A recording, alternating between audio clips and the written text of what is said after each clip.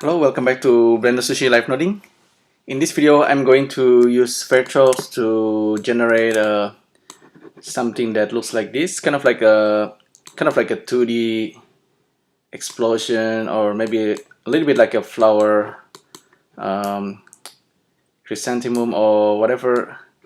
But basically, this is actually quite simple as well. Basically, it's I've done this, I think, using animation nodes.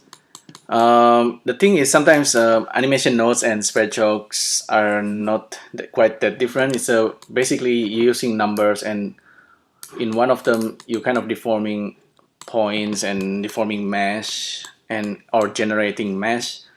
While with animation nodes you expect it to kind of animate, maybe creating motion. So, but in Sverchok you can also create motion if you transforming the vertices and having interpolation. So yeah, just something like this, quite simple. See the nodes, it's very basic. So let's start from scratch. If I do it like this, it might crash at some point, but that's okay. So this is like what do you call it, SV flourish. Basically the idea is really it's kind of making this kind of star, but it's more irregular. So I start with a circle. With a star you need to always have like an even number kind of points, but with the irregular kind of stars you don't really need that. Viewer draw, it's always crash when I use the viewer draw. Let's try it anyway. Viewer draw. Okay, seems to be working. So this node generates circle as we already know it. 24 vertices by default. We can have as many points or as less points we want. What I will be using to kind of deform the line is actually at first I actually thought of using scale. This is actually wrong. You actually only need a vector math, or yeah, vector math, kind of like using add, or we have multiply scalar here, which is super handy. It's gonna work for kind of flat kind of shapes. Doesn't always work. Scalar, with a vector scalar, we're really pushing the vertices in or out from 0, 0, 0. With a scale, I was thinking to do this earlier. So I'm like using the random vector for the center, perhaps. Oh, actually, I'm using vector in for the center, and then I was using range float. This is the wrong way of doing it, but you can see this also generates a quite interesting pattern. Although there's a little bit of I call it like a mistake there, because we only have one edges. You might need to repeat the edges. We're not gonna be using the scale though. Scale is kind of like scaling the whole thing. It's actually scaling more of the objects itself, I think. So we don't use scale. Instead, we will be using either add. If we are using add, see, this is the original point position, and I'm using add. We can use something like random vector, because this is a vector we need, and the number of count should be the same number of points. If we add those two together, you see, as I increase the number of the random vector, it starts to kind of randomize this guy. That's yeah, that's quite a already basic idea that we already understand. What I really want is something like this. So this multiply by scalar is expecting a floating value. If I just plug in a single floating value, it's gonna push or pull the points. That's exactly the effect that we want, but we want to do more in this case, and for that we can use let's say if we are using random, actually a float range float, you will see what's going on. We're getting something like that. So depending on the count, we're getting like a spiral because it's kind of pushing, it's pushing the points based on the center, and then with the count going up, so we're getting a spiral obviously. If we wanna something that's more random, we can do that using random, just random nodes. Random node is for numbers, and the count is really depending on the number of the vertices itself. So there you go. That's I guess pretty much what I want to show you. Although this can be improved and enhanced further. Let's see. Multiply by scalar. What do we have here? So we can randomize the seed. The count should be matching the number of vertices here. Number of vertices. So we can use a get length if we want. Length, list length. Get the vertices length and then use the stethoscope and check it out. Okay, it's 48. Okay, plug in the 48 there. So that's for our circle. The degree should be 360. Radius the same. We can actually remap our value here, our random value. Let's check it out first. What is this random value really? 0.7, 0.5, point. Okay, it's a random number between 0 and 1. So value goes in between 0 and 1, and we can adjust this number. So now we can kind of control, okay, the randomness can be between 0.5 and 0.8, for example, if that's what you want. And then we can sort of, okay, increase the number of vertices, and we get something that looks like that. It's the teeth, the saw teeth kind of looking irregular kind of pattern there. The noise we can adjust, obviously, have less or more using the remap value. It's really that simple. What else we can do with this? We can perhaps resample it, or we can use a polyline viewer. Oh, by the way, with polyline we're gonna create edges. I'm gonna create polyline anyway. So with polyline we get of course line if we plug in the right thing. So we get this kind of line. The depth radius can be less or can be more. So it's kind of like a flowerish chrysanthemum flower, but that's probably not what you want. Perhaps we want a smoother line. Yeah, see, that's kind of quite nice pattern. Maybe we want to close it as well. This is actually a curve in Blender. It's curve, and apart from curve like this is actually already real objects. We can also have like a polygon.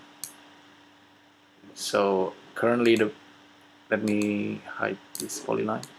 We're getting this kind of like a problem, but if you go to the viewer draw node, select that thing and then turn on n-gon tessellations, we get a better representation of that. You can bake it, okay, and you can have as many of variations of this guy. In the seed, I believe, in the seed.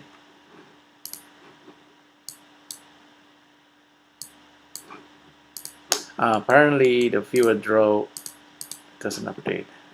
Interesting.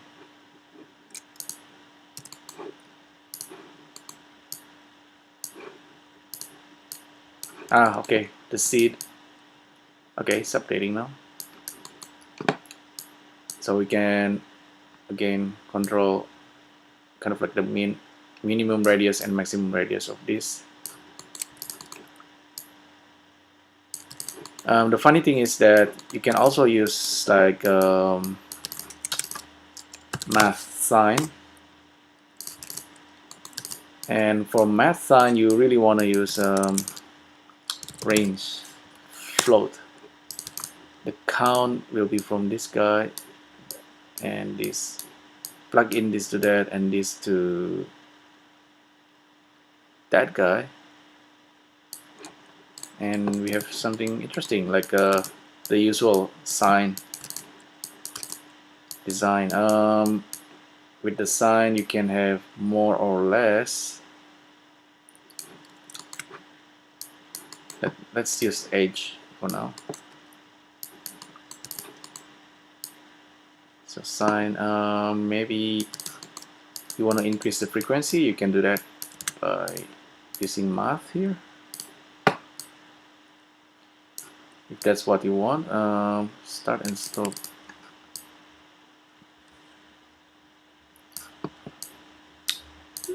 Step. Yeah, there's the more value you put in, the more you start to get this kind of flowers kind of structure. It's very interesting. And you can of course use map range for that. Between -1 and 1 you can control the kind of controlling the radius. Interesting, it's become like the formula for flowers, even though it's not intended to. If we use polygon and bake it, we get something. It's beautiful. It's like math formula. We can also combine the two if you want. Multiply this and this, plug into the S. So this is the flower pattern with some irregularity. Sometimes you want that. Maybe reduce this. See, this is kind of a result that I didn't expect, you know. It's a kind of like a surprise.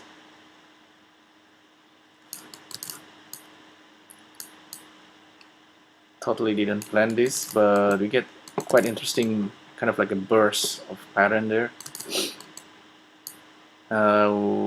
Okay, let's see. If we have less vertices or more vertices, let's give it like 40. Oops, it's too little. Okay, let's say I'm keeping this 350. If you want to have a bunch of them, bunch of this, you can do the baking like using animation nodes, or you just you want some randomness, you just plug in the frame info into the seed and just drag the slider. If we play back and then it's getting something like that. It's kind of like animations. If we bake this a couple of times, of course we get this pattern. But if you want like a lot of this guy all at the same time, you can use a B-mesh viewer.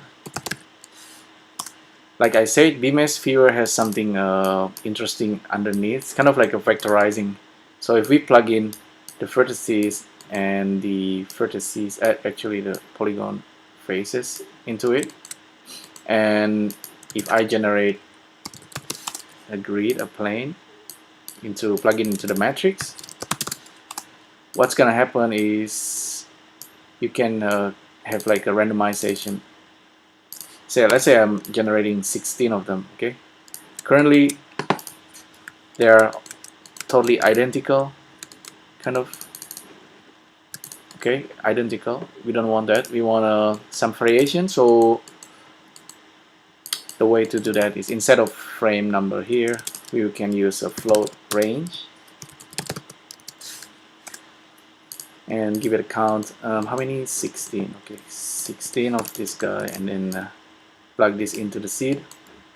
What happens is, with different seed you have a different pattern. for each generation. So this is not the same as this, not the same as that. And you can have unlimited of this if you want.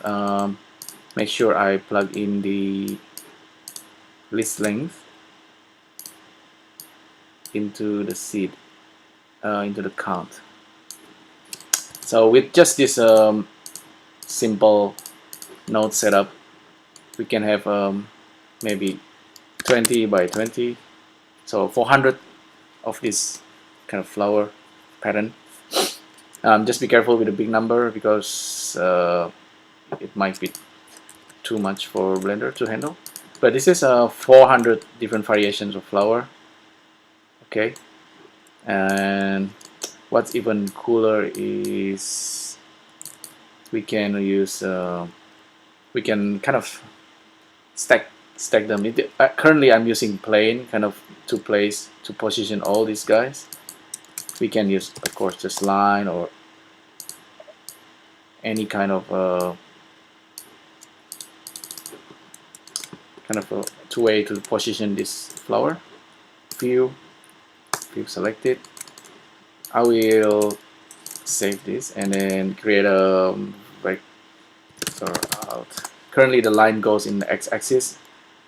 I don't want that. I want it to grow in the z-axis. So plug the x into the z and plug the vector out.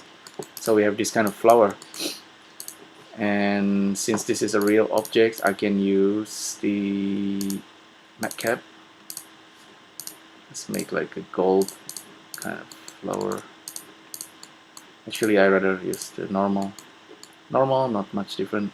Changing the camera. You can further randomize this, of course, if you want. Maybe randomize the rotations just to make it more interesting. Random vector. The count can come from this guy, and the random goes into, oops, not the scale, it's the rotation, and the angle can be a random as well. Random value, and we map range. This plug into there, this plug into the count. New, min, and max 360, 360. Actually, just 0 to 180 should be enough. See? Random flower. If you want a total randomness, we can use, of course, random vector here. 10 of them, maybe this can go into this guy, and this go into that guy.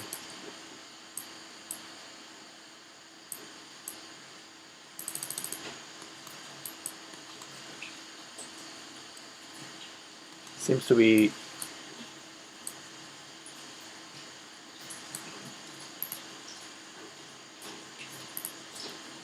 complaining about something. Viewer, maybe this is a bug.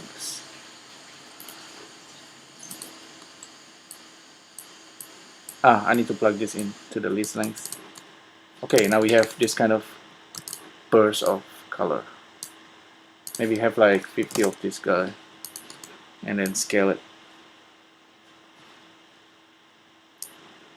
Okay, so this is kind of, it's a bit, people say it artsy fartsy, but I don't know, you might be able to use this to generate something else. I don't know, I'm using apps called Picasso app, and then I'm generating this style for neural style kind of thing. Maybe you don't understand what I was talking about, but the neural style is kind of like they call it also deep style, or originally it was deep dream kind of.